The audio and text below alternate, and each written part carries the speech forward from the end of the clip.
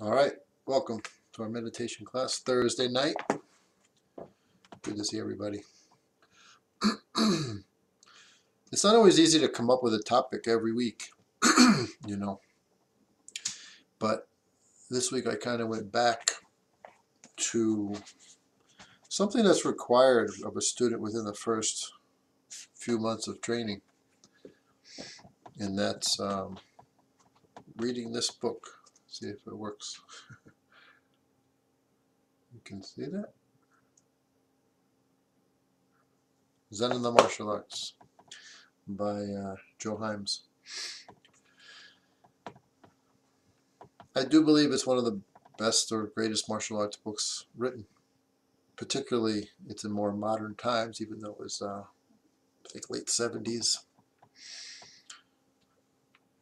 There's a lot of ancient texts that are pretty amazing in its teachings, but this is something that really helps the beginner student get martial arts as we teach it. And what I mean by that is people come to martial arts for different reasons. It may be to get in shape. It may be to get around similar thinking people. It may be just bored of the gym and you just want to do something where you're actually learning something while exercising, health reasons. But I would say the majority of martial artists or people who train in martial arts are more interested in the combat, especially these days with the MMA, etc. But for a very long time, teachers would teach it in a way that there's more to it. I came to martial arts with self-defense interest. I had a background with some troubles, physical troubles, fights, things like that. If anybody's read my book, I actually tell some of those stories. And somewhere along the line, I learned that I wanted to be able to defend, in other words, control a situation. I guess that's the best way I remember thinking of it. Like I didn't want anyone else to be able to control me physically. I wanted to be able to control them. I wanted to be able to obviously win if I was in a fight, not get pummeled, which actually happened to me as a young kid around 10 years old. So that stuff sticks with you, and fighting was definitely the draw. But very early on, I was introduced to the philosophies, those deeper philosophical aspects of it. Even the on the wall of the original dojang I was in, the first dojang back in the early 80s, had a yin-yang symbol. And his simple explanation of it was that the white side was the good and the black side was the bad, and there's a little bit of good and bad, there's a little bit of bad and good. Nothing is purely one or the other. And it's not a great way to look at yin and yang, but it hit home for me at the time because we have our true nature, and only you really know what that true nature is if you pay attention in life. And we have certain habits that we've created, we've been grown into, we've learned from parents and siblings and school, and especially today with all the social media and movies, etc., influencing how we think.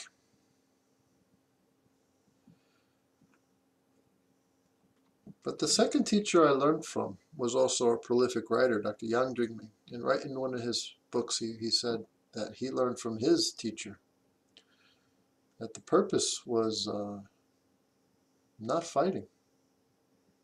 The purpose of the practice was to make a better life.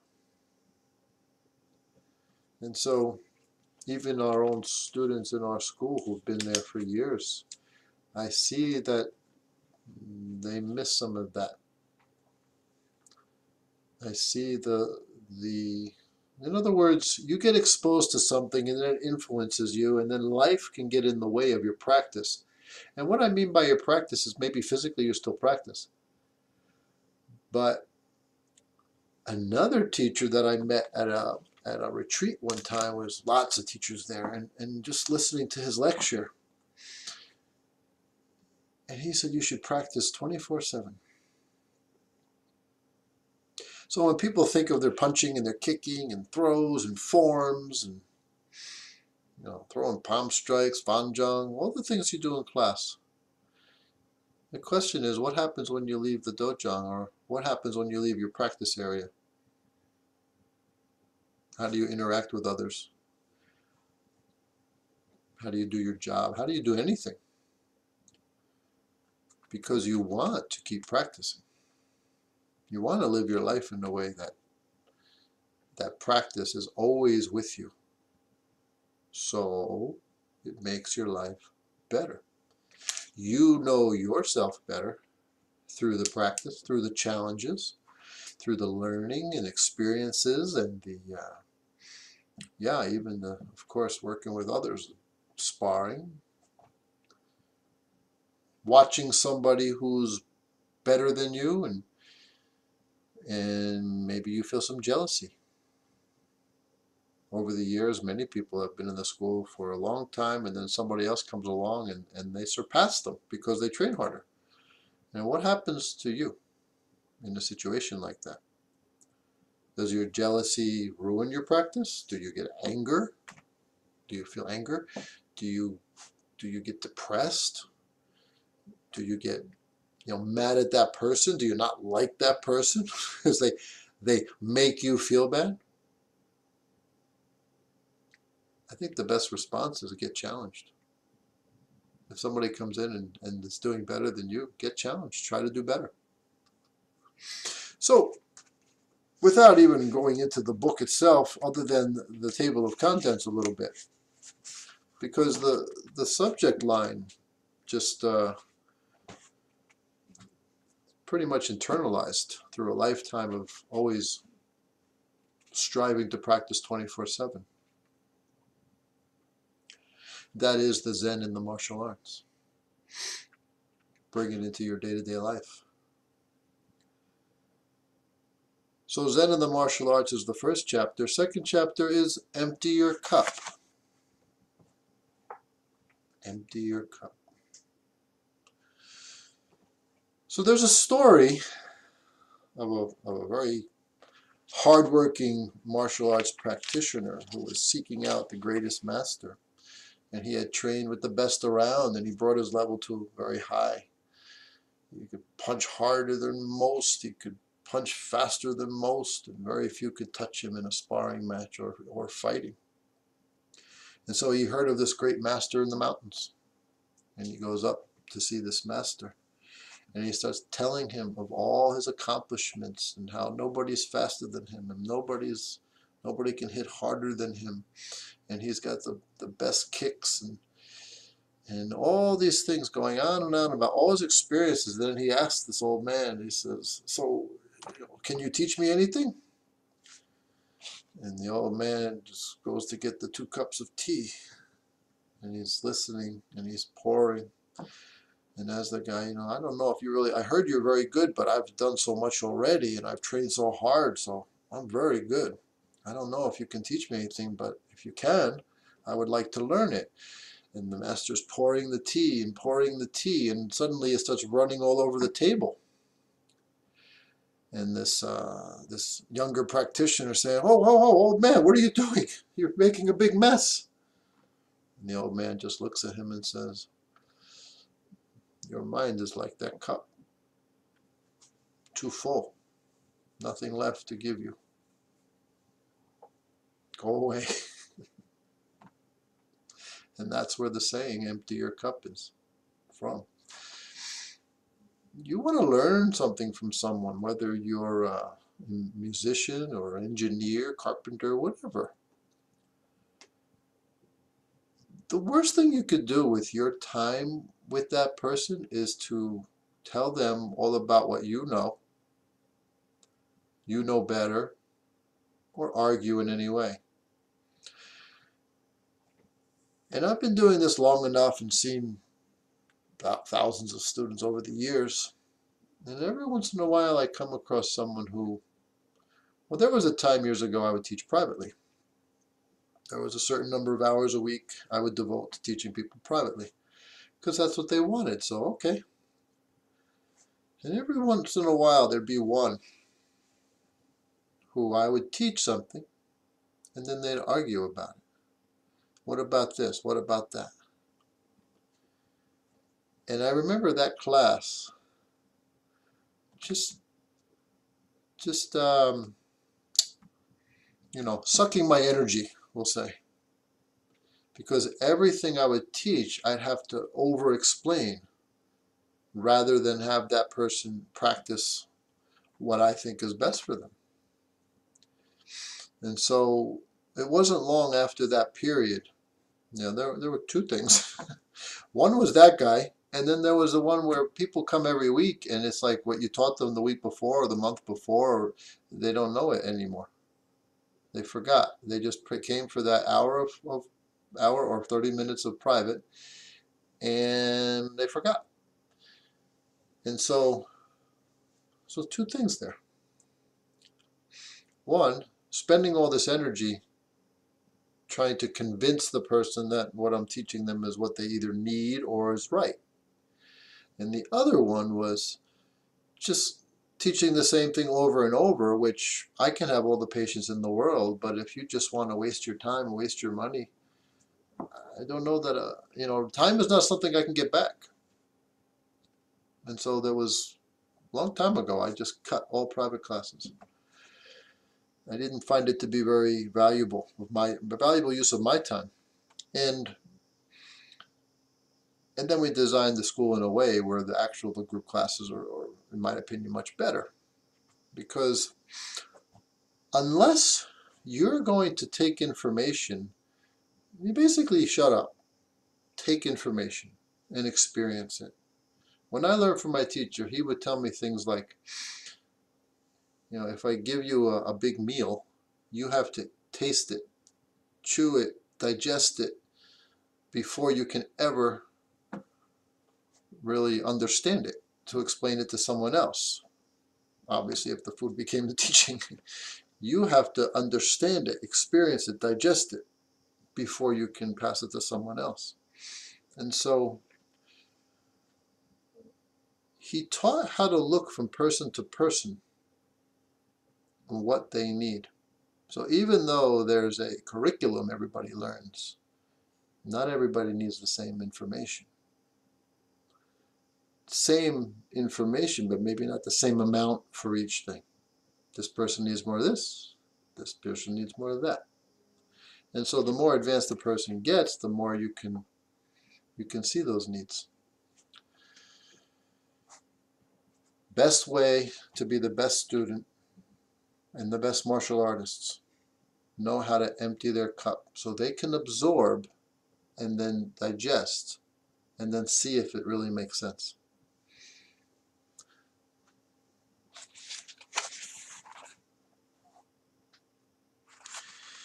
The next chapter, process not product. So this is the simple concept of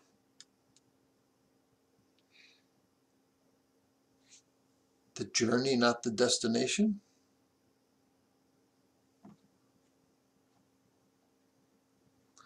One of the negative sides of having the sash,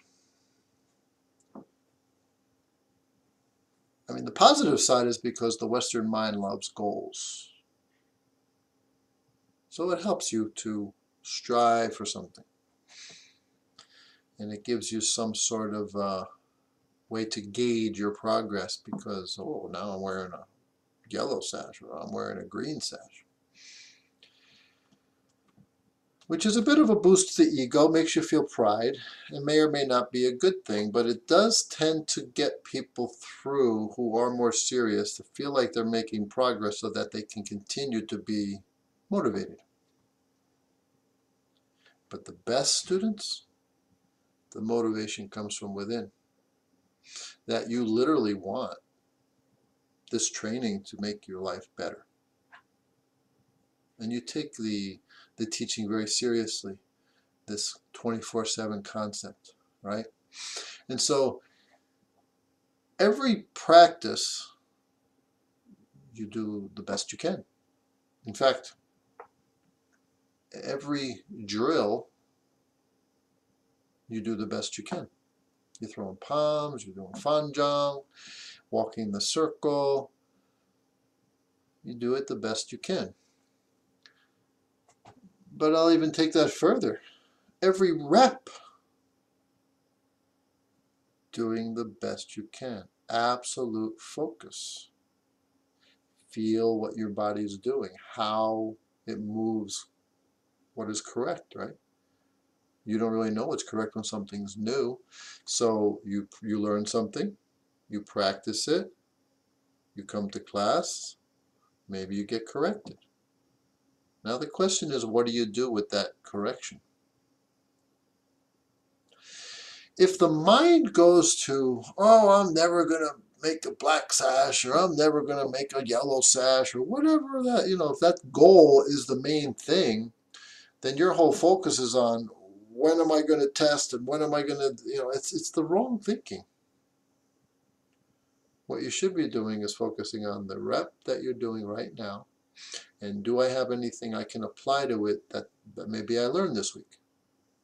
What did I get from the teacher this week? My class for this Bagua that we practice, Zhang Bagua, Grandmaster Park, was in Baltimore where my class was. I would follow him all over the country in seminars and stuff, but driving to Baltimore 50 times a year. And every time I would drive back, I would be visualizing the class driving back. I wasn't listening to music or anything like that. Usually when I'm driving, I might listen to a book, try to learn something, right? But there was always a part of that drive where I would be visualizing the class and going through everything I can remember, step by step, from the beginning to the end. And then when I get home that night, I would write in the journal. Now, I could write in the journal before I left, but no, I would challenge myself to retake the class on the drive of 3.5 hours home. 3-hour class there, 3.5-hour drive home. And I wouldn't write in the journal till I got home. Of course, there were times when there was a lecture and I would write notes on the lecture, but overall, I would just journal the class. And so what that did was, rather than let the time in class just go by, I was valuing every aspect, even if it was the same thing, week after week, month after month. I was writing, we did this, 13 exercises, and then they threw palm strikes, and this time we did this exercise instead of the other, and I would write the differences from class to class, so you'd see the progress.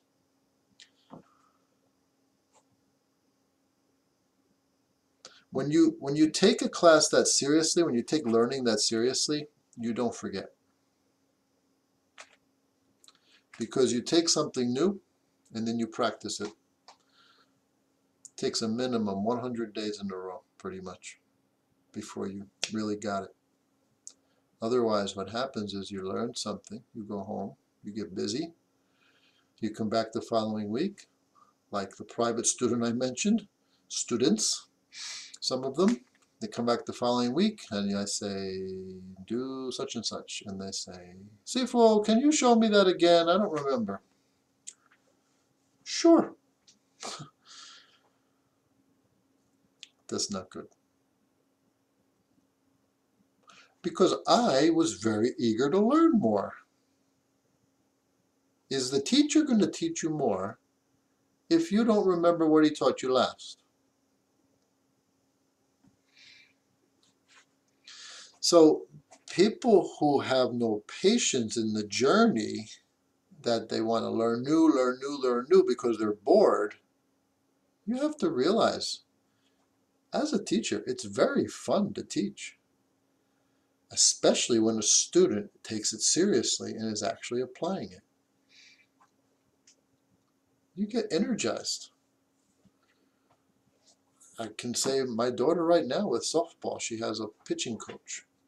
And the pitching coach has been regularly giving her extra time. Why? Because he's told us most girls come in and they don't practice what he taught them. But she works her butt off every day, just like I approach martial arts. She practices every day, does all the work she has to do, and then she comes and then he sees the improvement. So he's excited to teach her and make her better, help her get better. This is normal. Any coach, any teacher, any shifu, any sensei. It's energizing. If it's energy draining, what kind of relationship is that? And how much do you respect your teacher? So this thing about your accomplishment, getting some certificate and getting some sash or some belt in other martial arts, it's all meaningless. It's the journey, it's the process, it's how you apply yourself day by day, moment by moment, to make that progress, so that any test you take, this is how I test. Any test you take, it should just be like a workshop. I'll give you more about what you already know, and you get challenged physically. Every level's harder. Every test is longer, just about. And you really just step over it, and it's an enjoyable day. Challenging, yeah, you'll be tired afterwards. The more advanced it is, of course. But I'm not trying to see what you remember. You know, it's not something you can cram. The real practice, taking it seriously, is only going to, you're only going to get what you came for if you put in the time and work. And so it's impossible, like I was very guilty of that coming up through academia, you know, elementary school, high school. I would cram it, and then probably an hour after the test, I couldn't even remember the stuff because I would just remember it for the test. That's a terrible way to learn. And I actually learned from myself how bad that was to learn because you don't retain anything. But my personal love for martial arts and this practice and appreciation for it, appreciation of my teacher's time and appreciation for what I was getting out of it, just full devotion becomes a part of you. That's the journey. The goals, you just step over easily. The goals are nothing. Just get better, year after year after year. Forget daily or weekly or even monthly judging yourself. It's July, just about August. Are you better than you were last July? That's how you judge. That's the journey. Because if you can say, wow, I'm a lot better than I was a year ago, well, then that journey is taking you to a very positive destination. Let's see. This is actually very similar. The next one is seize the moment. It's not much different, is it? Because when you're focusing on the journey, right, and not the goal, just I have to get there at this certain date and all that. Seize the moment is really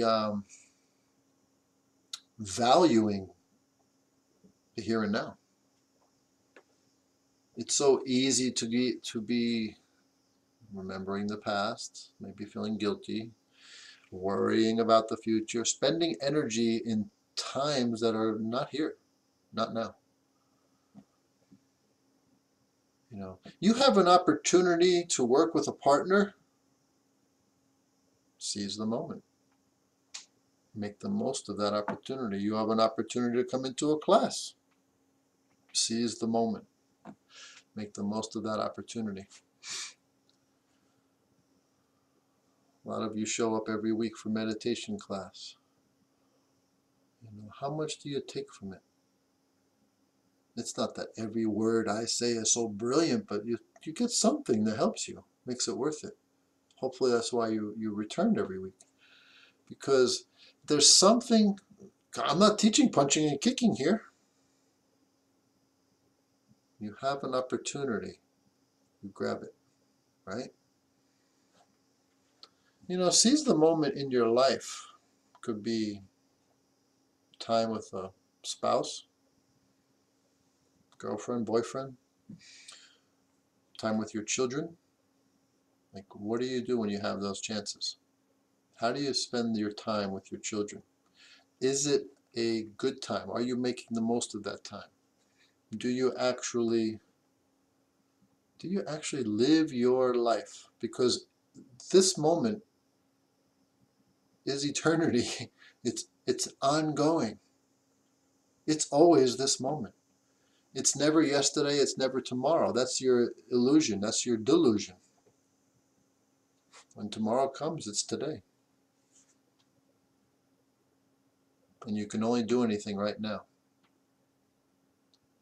Someone makes you an offer. Is this a good opportunity or a bad opportunity? Are you letting fear get in the way of something new?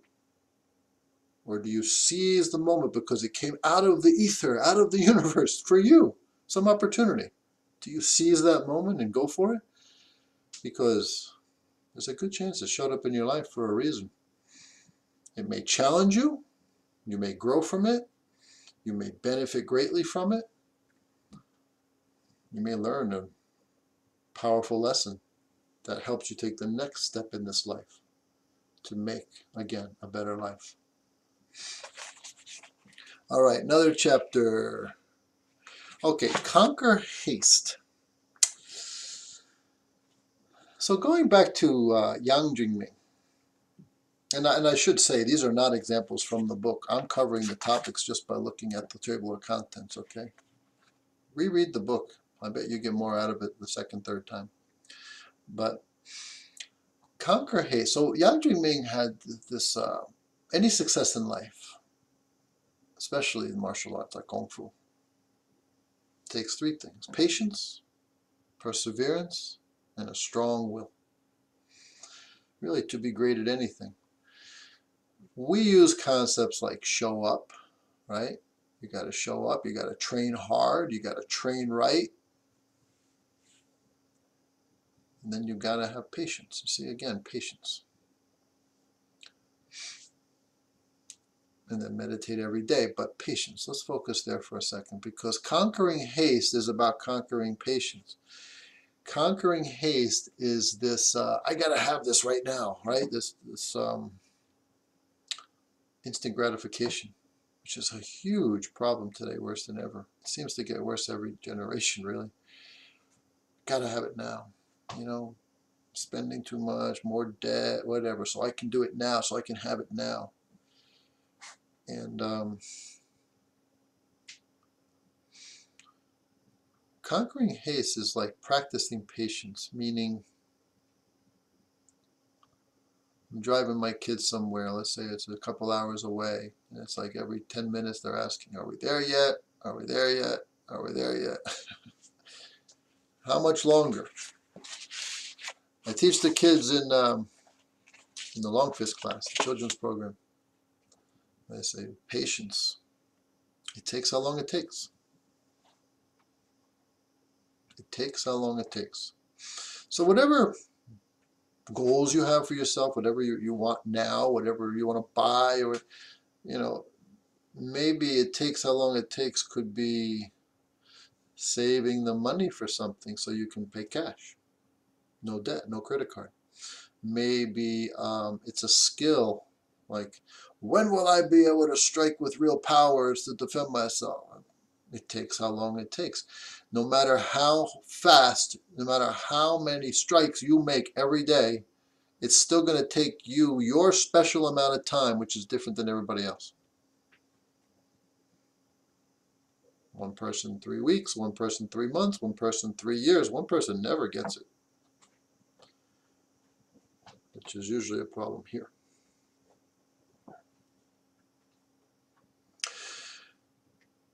When you really want something really, really bad right now, a way to master patience is to put it aside. Make yourself wait. If you practice patience when you don't have to, there'll come times in our lives when we're challenged and patience is really necessary. Because a lack of patience also causes a lot of stress. You can be obsessed over having to have that now.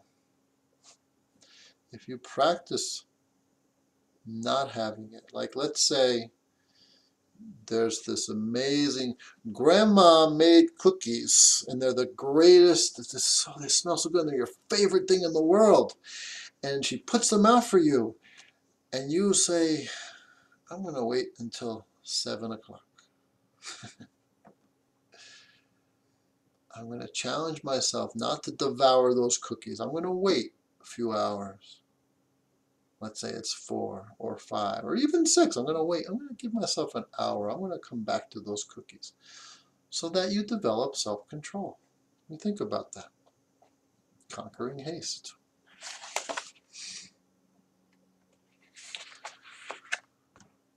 The next chapter in Zen and the martial arts is know your limits. Now, we've been in Bergenfield. We opened up in 1993. And there's students still there from the 90s.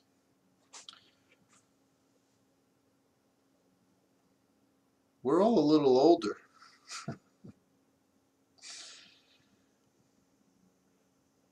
When someone in their 40s, 50s, is looking at someone in their 20s or 30s,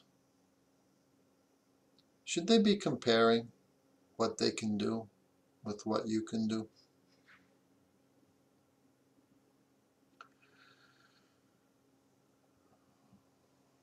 We're not all built the same. Some have natural flexibility, some have natural strength. Some are very weak, have no idea how to use tension, strength, develop strength. Some people are very stiff. No matter how much they stretch, they're still stiff. Anybody here relate to that?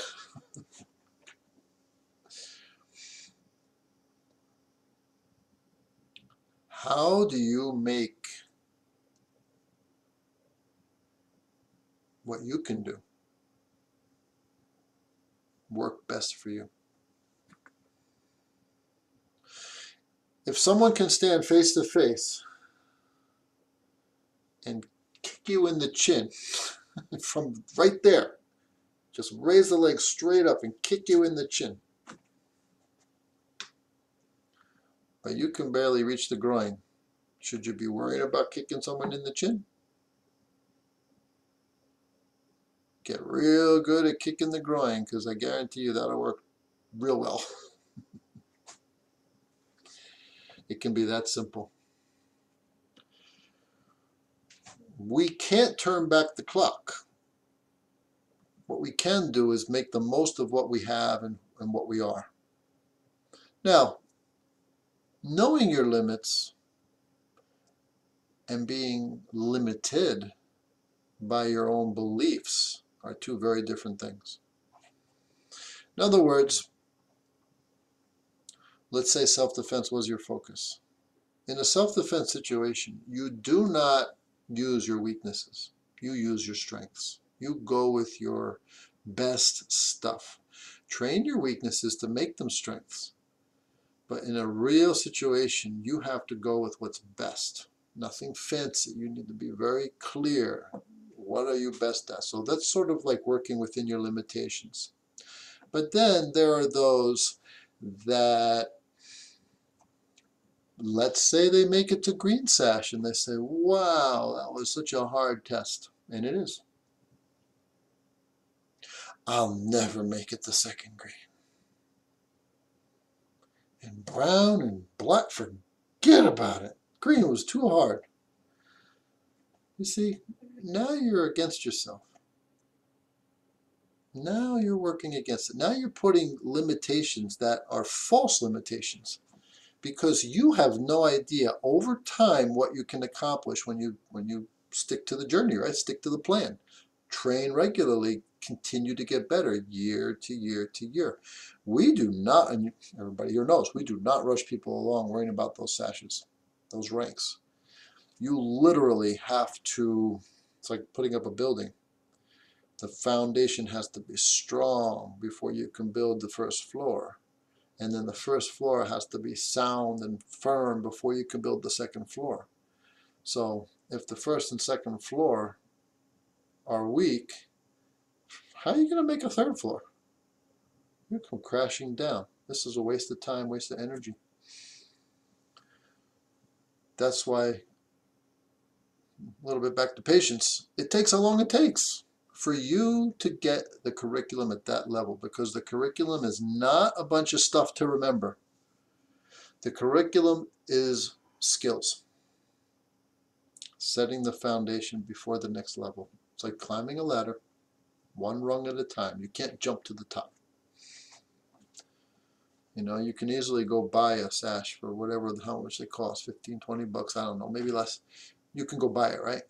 Does it have any value? You can buy a green one, a brown one, you can buy a black one. It means nothing. You know that.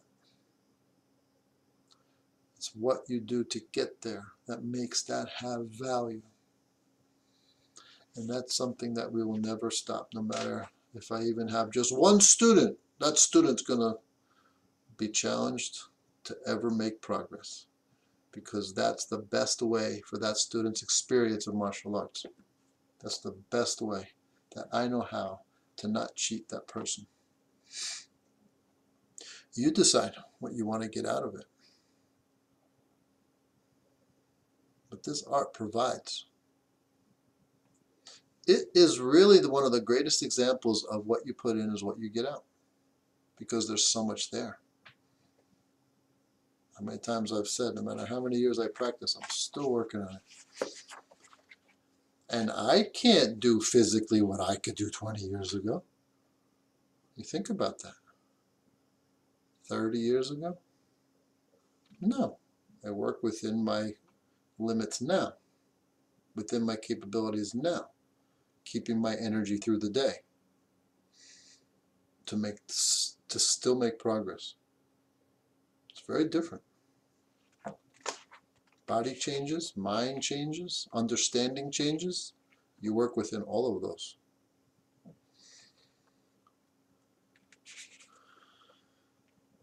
Well, even the masters have masters. This is an obvious one. Obviously, I've always had a teacher, no matter what the situation. I'm always working with. If I want to learn something, I want to go seek out the best, and I'm going to learn it. So,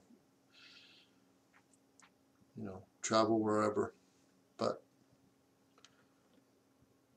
the real point there is you never know everything, which reminds me of a time with my father after I was training about, oh, I don't know, 15 years or something.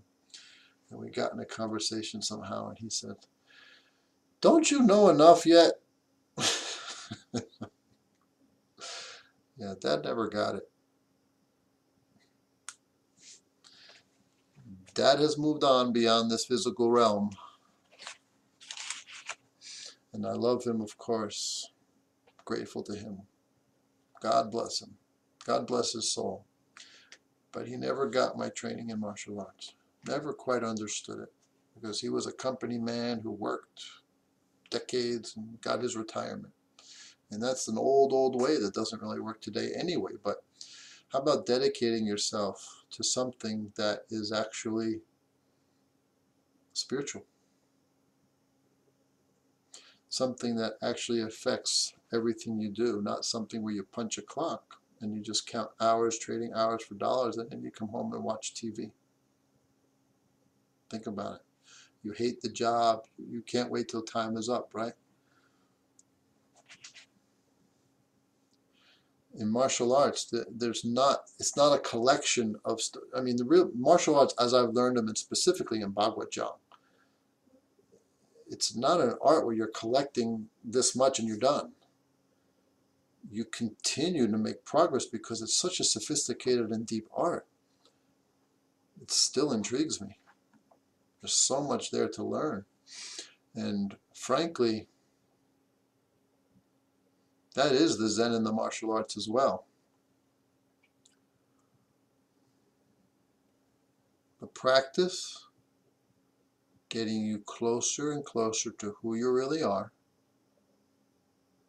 which ultimately is connecting to all that is. I don't know of a better pursuit.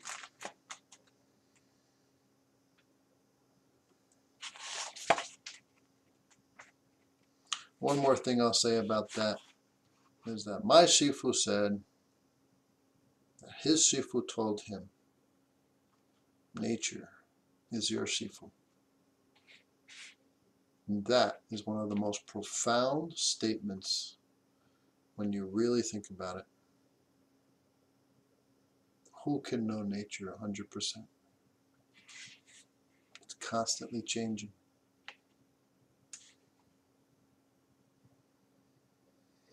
Lengthen your line.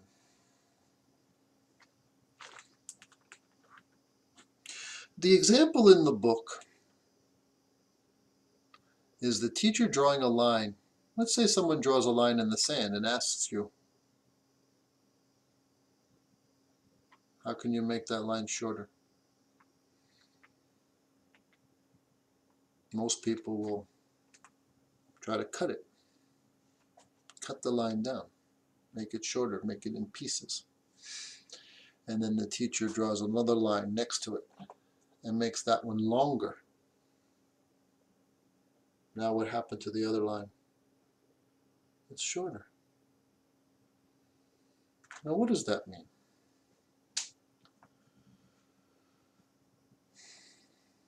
Lengthen your line is really the whole pursuit in the martial arts, is to improve yourself.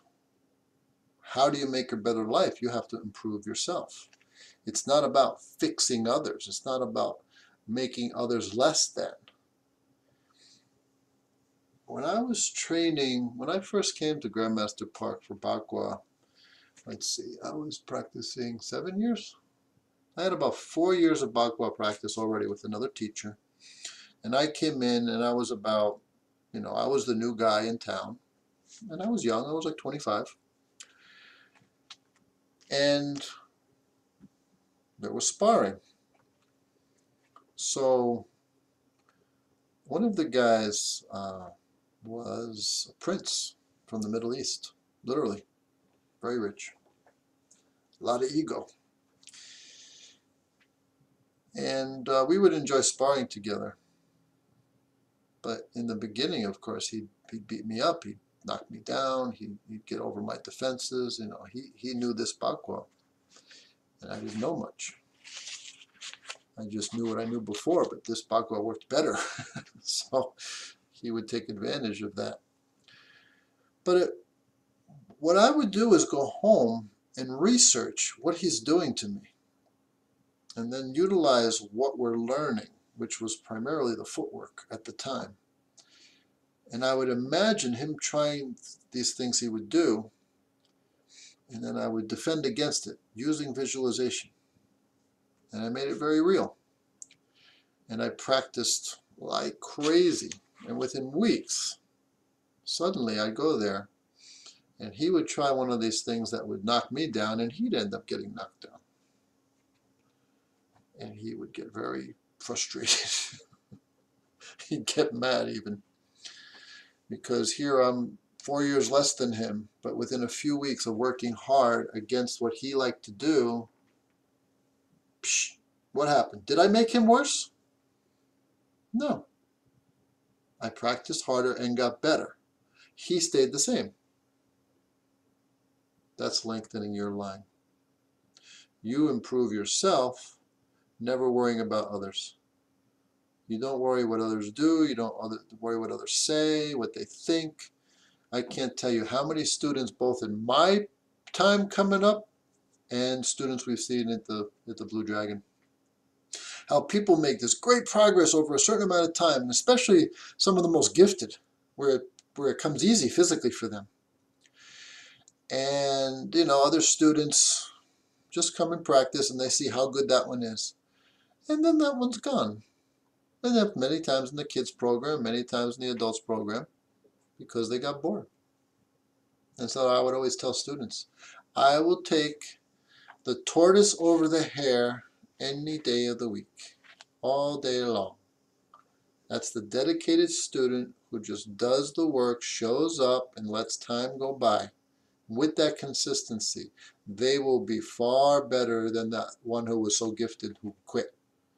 Because they quit, they obviously are not going to progress anymore. One student really especially comes to mind. Same one that used to argue with me in private classes. First 3 years, he was better than everybody, I think. And then, because he was so good, He continued on for years. I forget how many years, 7, 8, 9, maybe 10. But this is something he never got. He never understood. His progress stopped at 3 years. So even when he was a 10-year student, he was still only as good as a 3-year student. Because his natural ability was about equal to a 3-year student. So when he had to do more work to the things that were above his ability, above his natural skill level, he didn't progress anymore. And that was even a very interesting learning experience for me. Because that's again where people get angry and they have that ego. They think, oh, I'm practicing 7, 8 years or 10 years. But how much actual training have you done?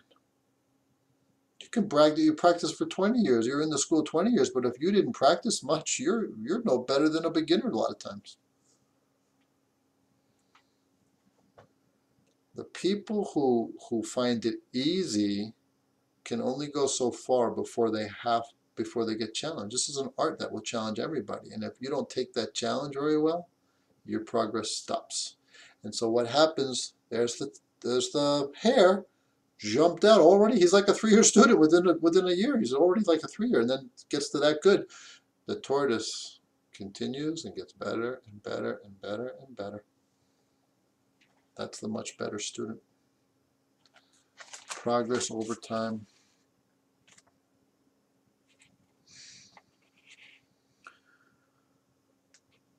All right, the last one, because we are going to get to meditation. I don't want this to run too long.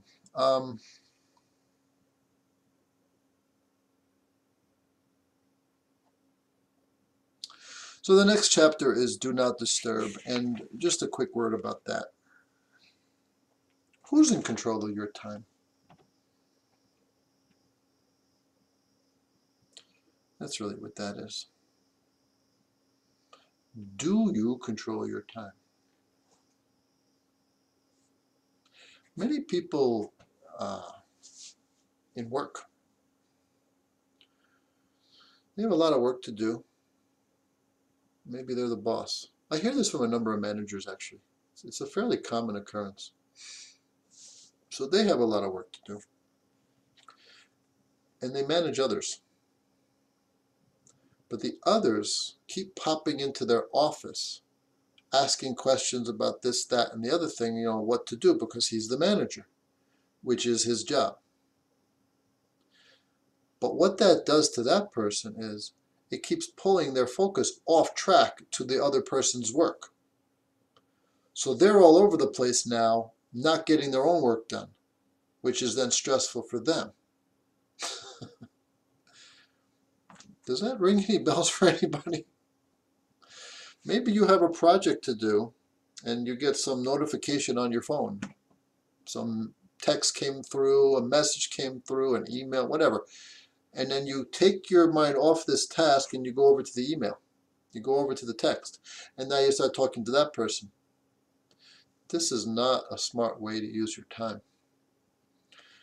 You should save a certain time for answering messages and emails or something. I mean, you could check if it's an emergency, but the chapter is called Do Not Disturb. It's kind of like, turn the phone off, put it aside, do not disturb, so you can do what you're doing right now.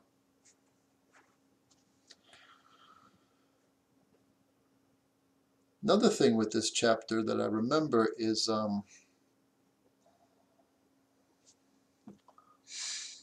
spending. How did they put it? Spending your time or wasting your time. Spending your time is consciously doing with your time what you choose. And you get something out of it. You get enjoyment. You make some kind of progress, right? Wasting your time is a lot of times being with someone who you don't feel good with. They take your energy. Kind of reminds me of those private classes many years ago. I didn't feel like it was a good use of my time. You think about that. Do you get together with people that just waste your time? Do you watch a lot of Netflix, binge watch TV a lot? I mean, we all do sometimes, but how much do you do that? Because that's not doing much good for you. Spending your time is somehow not just productive, but enjoyable. Sometimes spending your time is meditation. Literally doing nothing, just sitting and working on yourself. Of course, your practice is spending your time. Wasting your time, there's a lot of times someone else directing it, and it's not really in your best interest, or it doesn't feel good, drains your energy, or takes you off of your own track, your own goals maybe. It's like if I commit to practice and then someone else takes me from my practice, was that time spent wisely? Did it take away from what I wanted? Was it worth it? Or did it waste time that I will never get back? Time is something that we never get back, so what's it worth to you? Let's go to meditation.